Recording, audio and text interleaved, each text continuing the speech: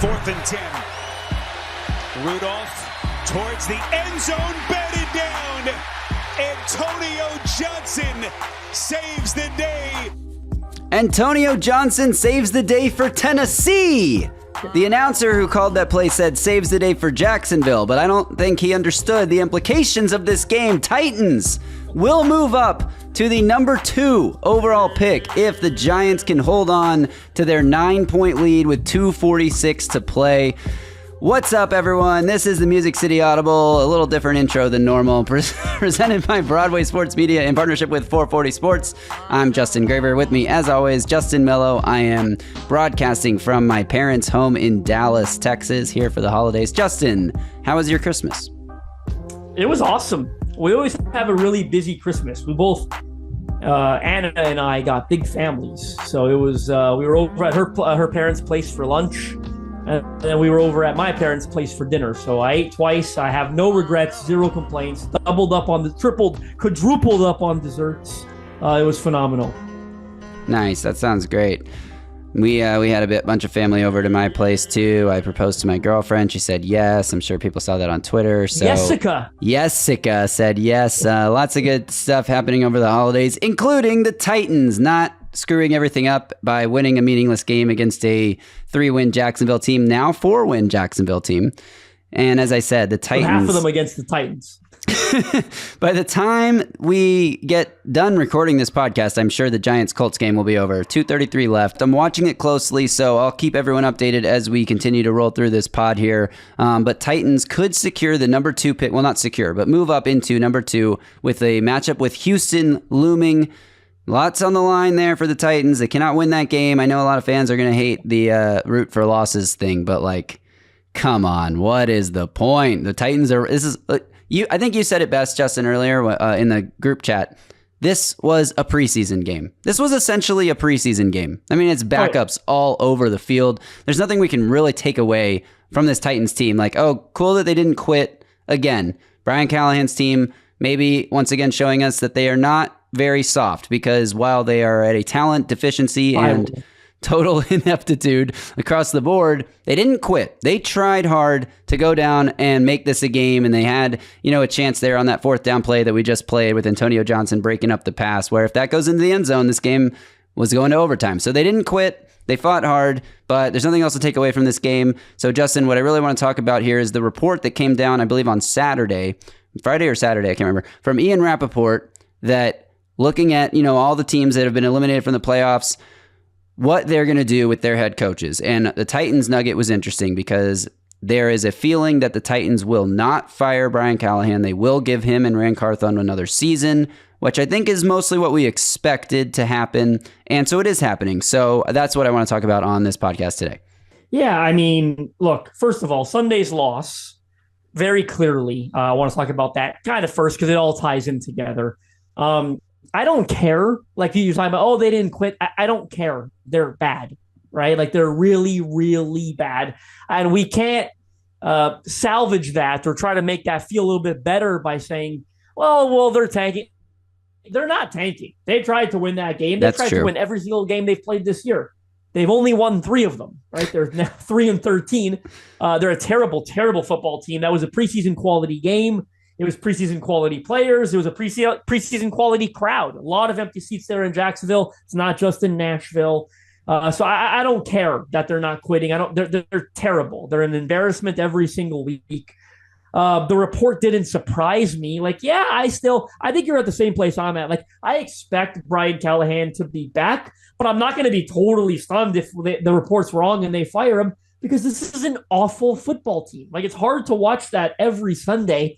I'd be like, yeah, he should definitely be back. I'm indifferent. I don't care if he's back or not. I feel the same way. I feel the same way. And I think that it really presents a conundrum for this team. Like, this is one of the worst places to be in, because you're sitting here now. The Giants got an interception on the first play of the Colts drive when they were down 9, and they turned it into 3 points. So they're now up 12 with 2:20 left. So I think we can go ahead and just talk like the Titans have currently the number 2 pick.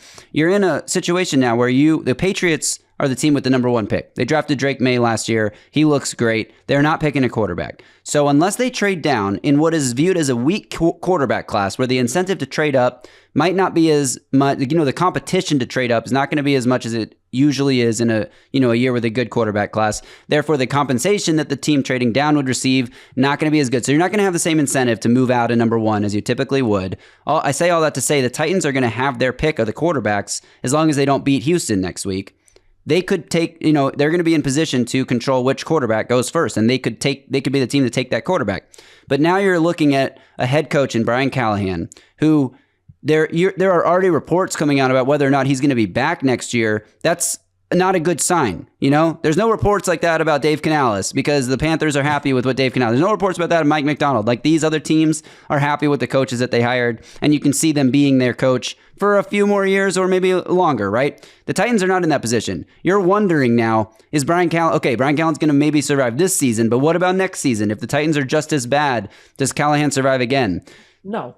Maybe. It depends on the conversations that Carthon and Amy Adam Strunk and Brian Callahan have about the plan, right? Because something interesting was said on the broadcast. Apparently in the interviews that they do with the broadcasters, Brian Callahan mentioned that he sees Mason Rudolph as a potential bridge QB. This may have been misinterpreted by Spiro Dides because he also may have said that put a lot of stock in Mason Rudolph was the number 2 QB, whatever. So whatever. But the point is, you let Brian Callahan spend that number 2 pick on a quarterback and then fire him after a year, you put that quarterback in a really tough spot. You put your franchise in a tough spot because now you're bringing in a new head coach to install a new offense for this quarterback in just his second season. And then that head coach has to coach a very highly drafted quarterback that he didn't pick.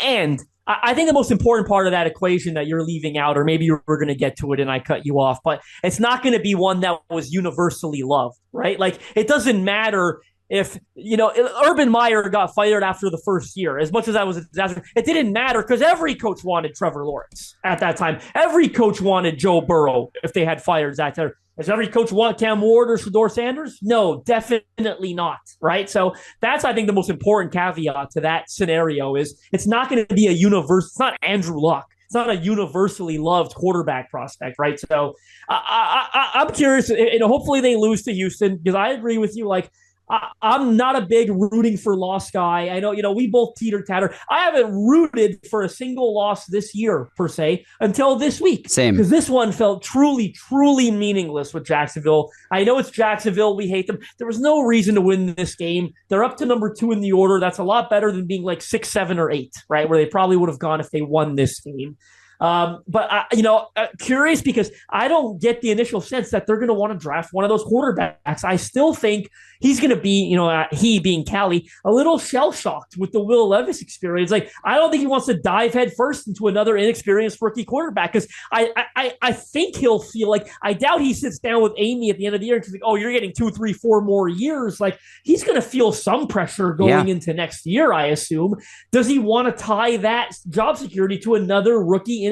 He'd have to, one or two things. He'd have to either be in love with that rookie quarterback, of course, or he'd have to have an ego too big, which he might have had with Will Levis, to be honest, and say, oh, Cam Ward's got some issues, but I can fix them, which is what he said with Will Levis this year, right? It would have to be one of those two things because I get the initial feel that I have is he's not going to want to tie his job security to another young, inexperienced thing that he doesn't know what it is. I think he'll still feel better, even though he picks 2 about a Kirk Cousins and even an Aaron Rodgers. I hate to say it, but a Derek Carr. I know we don't want that, but I think he might. He knows Derek Carr. Yeah.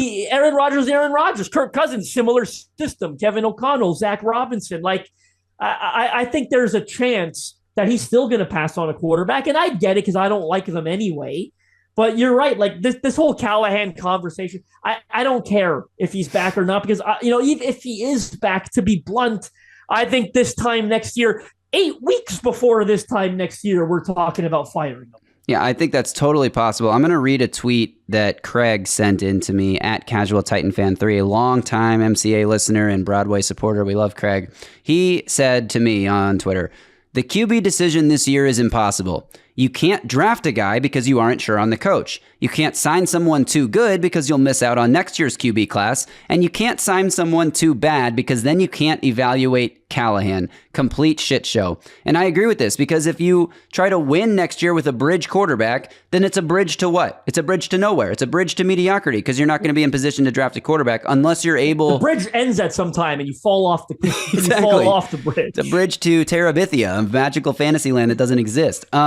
If you draft a quarterback and you're not sure on Callahan and then you fire him, you're in a huge conundrum. If you sign a quarterback that sucks completely and then you can't evaluate Callahan again because you're like, well, we can't see his offense with a real quarterback. The same thing we said all year this year. You fire him at that point. There's no more excuses at that point. Callahan goes to Amy and Rand and they make a plan, or Callahan and Rand make the plan and take it to Amy and they say, look, the quarterbacks this year are not good. They are not franchise caliber quarterbacks. The free agents are old and bad, and we don't want them either. We are better off as a franchise having another shitty year, which is going to be a painful thing to get through, and we understand that sucks. But if you let us get through this year, we will be in a great position to draft our guy in 2026, and then we'll see where we're at. But then you're sort of in the same position that you'd be in entering this year, where you're like, is Callahan going to get a fourth year, or is this third year with a rookie quarterback going to be his last, and then you fire him and you start the cycle over again? It's like,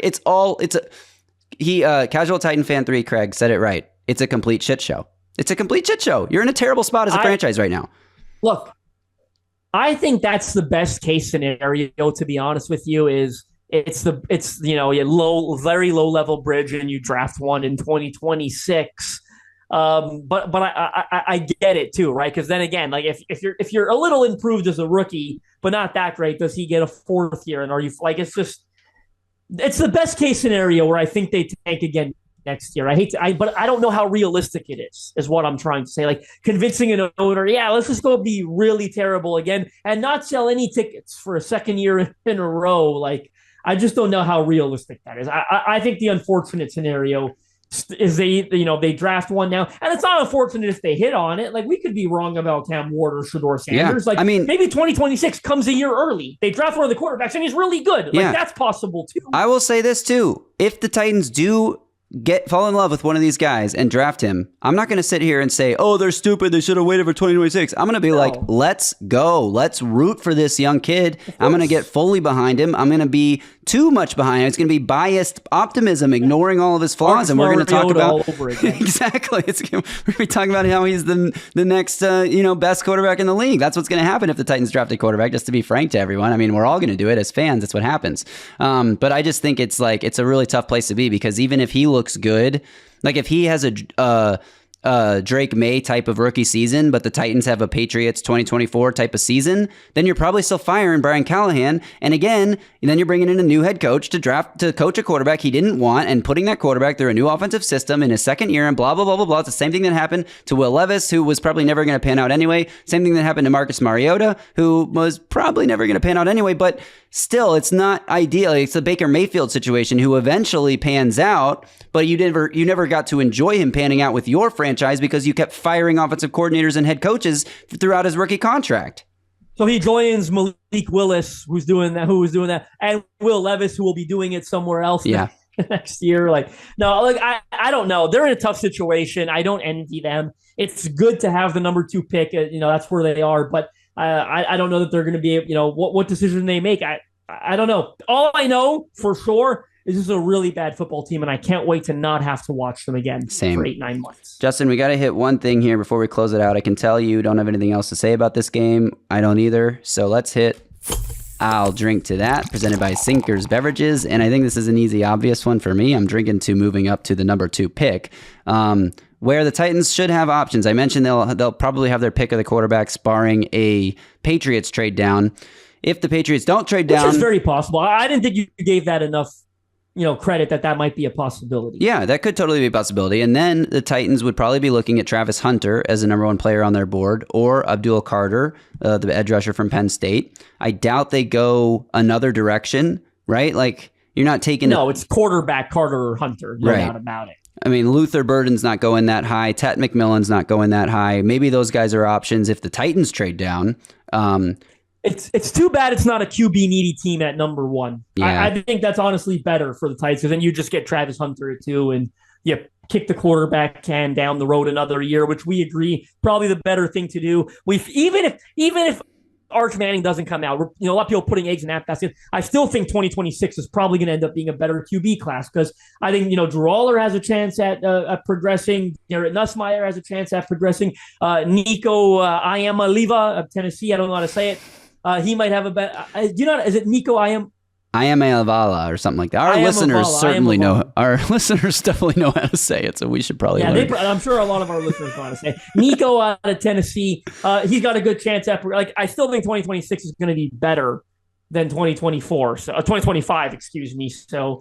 Hopefully, I'm almost hoping the Patriots trade the pick down if that's how the order ends up settling and someone goes for a QB and Titans just take Travis Hunter. I agree. I think Travis Hunter would be the ideal pick. We'll have plenty of time to talk about the draft, obviously. And the good thing about having a really shit season that is no fun at all is that draft season is a lot of fun because you have such a high pick that the whole board is open to you and you can really dissect every possible player that they could be picking. I think the last thing I'll say on this before we close the pod, the ideal situation for the Titans is you trade out a number 2. You get somebody's first-round pick next year. Somebody that you think could be pretty bad, like the Giants or the Raiders again. Maybe the Raiders is better. Then you end up in a Bears-type situation like the trade they had with the Panthers, where you could have 2 top 10 picks next year because you take the first-round pick of a really bad team and you have your own pick. And then if the Titans are really bad again and they fire Brian Callahan, well, now you're working with 2 top 10 picks. That's plenty of ammo to move up to number 1 if you need to get a quarterback or just to pick 2 blue-chip players. Or if the Titans end up being good and Brian Callahan ends up being good, not like good, but like competitive, and they use a bridge quarterback like a Justin Fields or an Aaron Rodgers or whoever, and they win 6 to 8 games and you end up picking in the mid-teens, but you also have Vegas's pick and it's a top 10 pick and you can package those together to go get your quarterback once you're more sure that Brian Callahan is a good coach, which you would be if the Titans win 8 games next year. Like, that's the ideal thing for me, is somehow trading down from 2 so that going into 2026 draft, you have 2 first-round picks and the ammo that you would need to go get that quarterback of the future if, that guy exists. I don't know. I think that's the best case scenario. Yeah, I mean, if Travis Hunter goes 1, I think their best option is definitely going to be trading out. But if he's on the board, I mean, it'd be tempting, I think, right? He's that special. So I agree with that. If he's on the board, I think to summarize, Titans are terrible. We don't care what happens to Brian Callahan. It's crazy people are having these conversations about, they can't be bad again next year. Who cares if they fire him? Who cares? I know, right? They're a terrible football team. Terrible football. If they're bad again next year, who cares? You want them back for a third and 13 year? Like, who gives a damn? Here's a quote from Brian Callahan that he just gave at the podium. "All the losses feel terrible. It sucks. It's terrible. There's no fun in this. Nothing is enjoyable." Nothing is enjoyable. Callahan, you've said how all Titans fans feel. Thanks for voicing our opinion. I'll drink to that. Brought to you by Sinkers Beverages, the premier wine, spirits, and beer store in East Nashville, serving the community since 1985. Their knowledgeable staff is proud to help you with large parties, themed events, or finding something unique for a special occasion. From birthday parties to milestone celebrations to everyday moments, Sinkers can help with the right drink for every occasion. And if you head to sinkersbeverages.com website or check the link in this podcast description, you can join the In Crowd.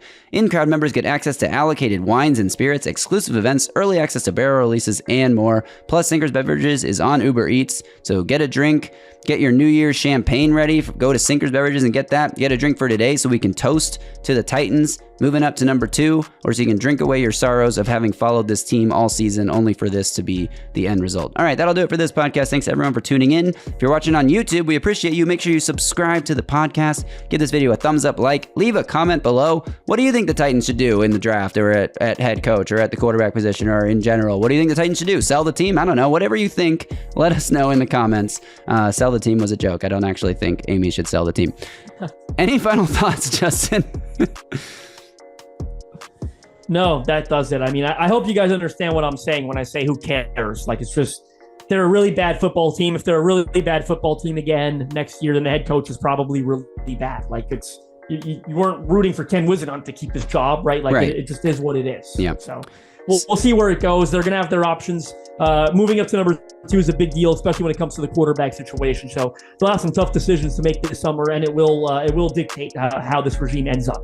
Absolutely. All right, everyone have a very happy and safe new year. Don't drink and drive, but have fun and ring in 2025, and hopefully it'll be a better year for Titans football. All right, until next time, y'all stay safe out there, and Titan down.